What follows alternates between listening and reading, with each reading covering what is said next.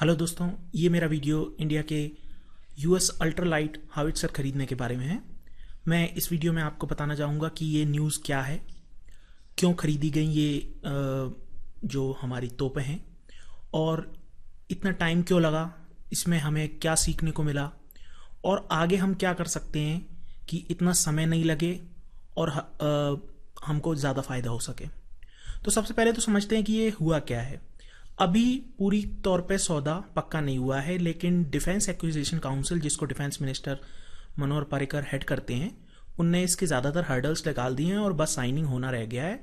उस हो जाने के बाद यूएस से हमें तकरीबन 5,000 करोड़, जी बता रहा है कि ये 4,500 करोड़ का है, और इकोनॉमिक टाइम्स कह रहा है कि रफली 5,000 करोड़ में 145 गन का सौदा हुआ है, जो तकरीबन 30-34 करोड़ के आसपास प्रति गन बैठती है। तो हमें ये समझना चाहिए कि ये गन हमारे लिए क्यों ज़रूरी हैं। ये इम्पॉर्टेंट है। होता क्या है कि जैसे खासकर ये ज़्यादा हल्की गनें हैं जो हमारे पास पहले से गन, बोफोर्स गनें थी, आपको पता होगा। बोफोर्स से एक नाम से एक बहुत बड़ा घोटाला भी हुआ था, तो उसके बारे में मैं इस वीडियो में थोड़ा बाद में बताऊंगा। तो ये इसलिए ज़रूरी है कि ज़्यादातर जो इलाके हमारे लिए थ्रेटनिंग हैं या जिनसे हमारी लड़ाई हो जाने की संभावना रहती है, जैसे कि अगर आप मैप में देखेंगे,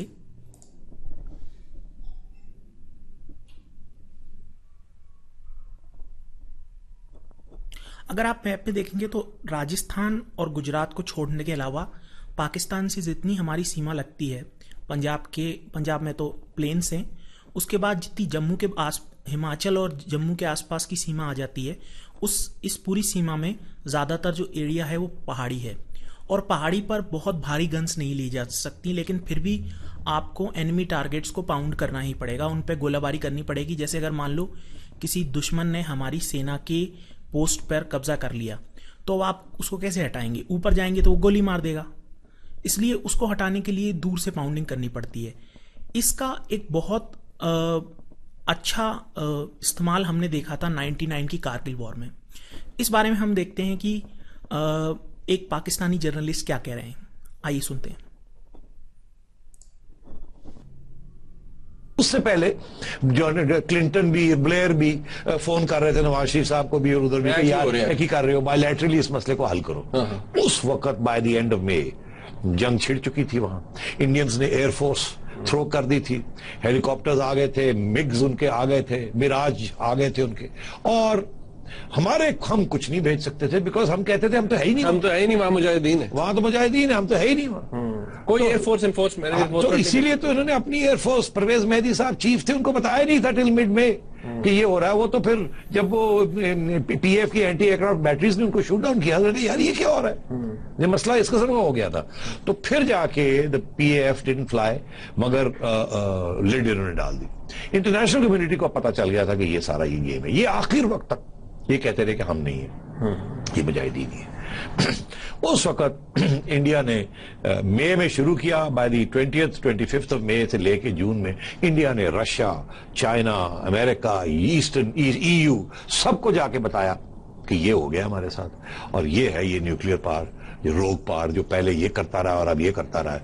इनको पता लग रहा था कि कश्मीर में मुजाहिदीन का मूवमेंट स्लो डाउन हो रहा है, इन्होंने उसको मोटिवेट करने के लिए और ये सारा कुछ किया है, और ये एडवेंचर इस किस्म का, हम तो नहीं छोड़ेंगे इसको, और हम इनको बिल्कुल थ्रू आउट करेंगे यहां से। हमारा ये कैलकुलेशन नहीं थी कि इंडिया इतनी बोफोर्स वहां कारगिल पे लाएगा।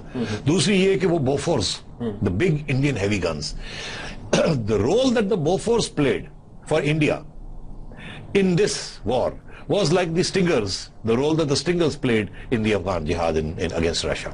Bofors guns ने इतनी पाउंडिंग की हेवी गन्स, इनका हमारा ख्याल ही नहीं था कि ये बोफोर्स वहां ला सकते। इनका ख्याल था ये स्मॉल आर्टिलरी, इस किस्म की चीजें होंगी, गली कोई नहीं, हम 17,000 पे बैठे हुए हैं, बंकर्स हैं, नो प्रॉब्लम। उन्होंने एयरफोर्स भी ले आए, बोफोर्स ले आए, पाउंडिंग शुरू कर दी, कैजुअलिटीज होनी शुरू की, हमें कुछ पोस्ट छोड़ने पड़े, कुछ री एनफोर्समेंट करी भी, तो बात सामने आ गई। इनकी जो मिसकैलकुलेशन थी सबसे बड़ी, इनकी 3 मिसकैलकुलेशन थी। एक ये, इनका ये ख्याल था कि ये इंडिया, ये सारा कुछ जो है, instead of international community siding with India, international community कहेगी ये तो कश्मीर की वजह से सारा कुछ हुआ है। तो आपने यहाँ देखा, नजम सेठी ये बता रहे हैं कि बोफोर्स ने कैसे गेम चेंज कर दिया कारगिल का, जहां पर इंडियन फोर्सेस को काफ़ी प्रॉब्लम्स आ रही थी, एयरफोर्स तक का इस्तेमाल करना पड़ रहा था, क्योंकि जो जिहादी थे और पाकिस्तान आर्मी के रेगुलर थे, जिहादी क्या थे, NLI रेजिमेंट थी, वो ज़्यादातर ऊंची पहाड़ियों में बैठे थे और वो आराम से इंडिया की जो रोड जाती थी सियाचिन तक, उस पर आसानी से निगाह बांधे हुए थे और किसी भी ट्रक को गुजरने नहीं दे रहे थे। अगर आप और थोड़ा जानेंगे कारगिल वॉर के बारे में, तो इंडिया ने रात के अंधेरे में बोफोर्स गनों को वहां तक पहुंचाया था, क्योंकि ट्रकों के माध्यम से बहुत मुश्किल से ही बोफोर्स बहुत भारी गन होती हैं। अब समझने की बात यह है कि इंडिया का ज़्यादातर जो इलाका है, जैसे ये जम्मू कश्मीर है, यहाँ पर इंडिया का एक्चुअल बॉर्डर है, और इसके बाद पाकिस्तान ऑक्यूपाइड एरिया है और ये चाइनीज ऑक्यूपाइड एरिया है। तो यहाँ से लेकर यहाँ तक पूरी की पूरी जो पाकिस्तान से हमारी सीमा मिलती है और जो ट्रबल्ड एरियाज हैं, उनमें हमें ऊंचे इलाकों का ही सामना करना पड़ता है। तो ऐसे इलाके के लिए हावित्ज़र बहुत अच्छी हैं अगर वॉर हो जाए तो। और हमारी जो सीमा चीन से मिलती है, उसमें भी काफ़ी इलाके, क्योंकि ये पूरी हिमालयन रेंज है, यहाँ से पूरी नीचे तक जाती है, बल्कि अफगानिस्तान तक जाती है हिमालयन रेंज, इसमें पूरे पहाड़ी पहाड़ हैं। तो यहाँ पर आपको हल्की गन्स की ज़रूरत होगी, और आप देखेंगे इकोनॉमिक टाइम्स में कहा भी ये गया है कि it will be deployed opposite to Pakistan and China.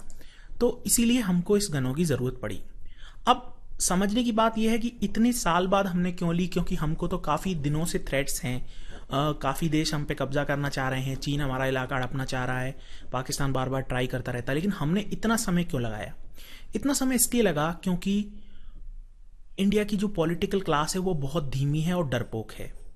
अगर आप देखेंगे कि यहाँ पर एक अरुण शौरी का एक बहुत अच्छा वीडियो है, मैं आपको सुनाता हूँ कि कैसे चाइना के साथ हमारी जो रोड बन रही है, चाइना ने अपनी तरफ की सारी रोड बना ली हैं, और वो जब चाहे हम पे हमला करेगा तो बहुत ही स्विफ्ट हमला होगा, विद इन आवर्स वो आपकी बाउंड्री में पहुंच जाएंगे और आपको बहुत प्रॉब्लम में आ जाएगी, जबकि इंडिया की साइड की रोड नहीं है।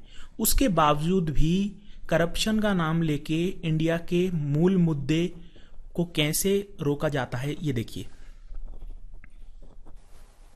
In 2010, one gentleman, you see, Border Roads Organization has civilian engineers and it has military engineers. And there is such tension in them that the Lieutenant General appointed last time to head the Border Road Organization could not go into his office from the front door. Why? Because the wives of the engineers civilian engineers were on dharna there, that the organization should be headed by civilian engineers.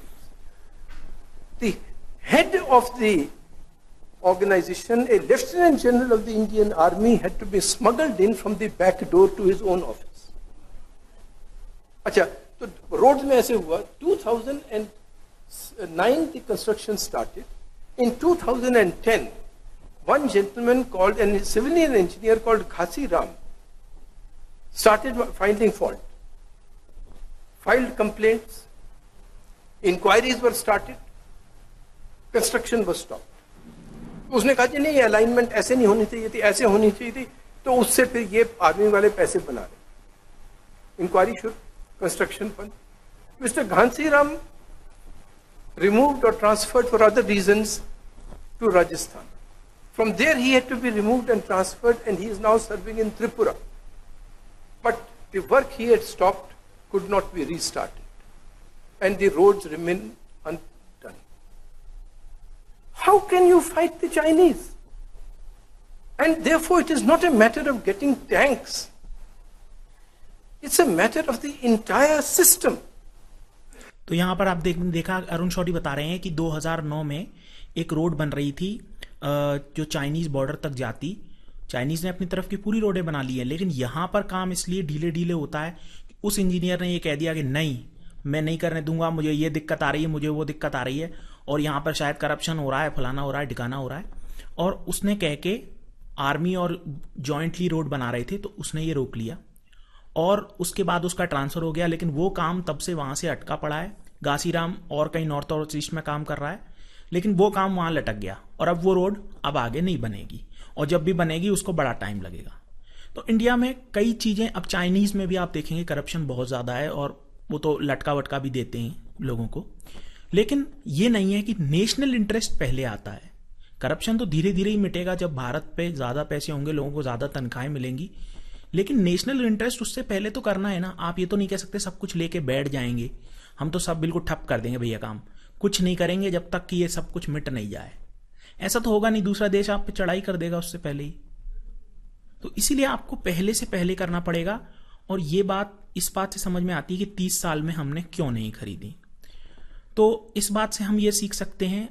और तीसरी बात, इससे हम क्या सीख सकते हैं? इससे हम 2-3 बातें सीख सकते हैं। एक कि छोटी मोटी करप्शन की बातों के पीछे नेशनल इंटरेस्ट नहीं हटना चाहिए।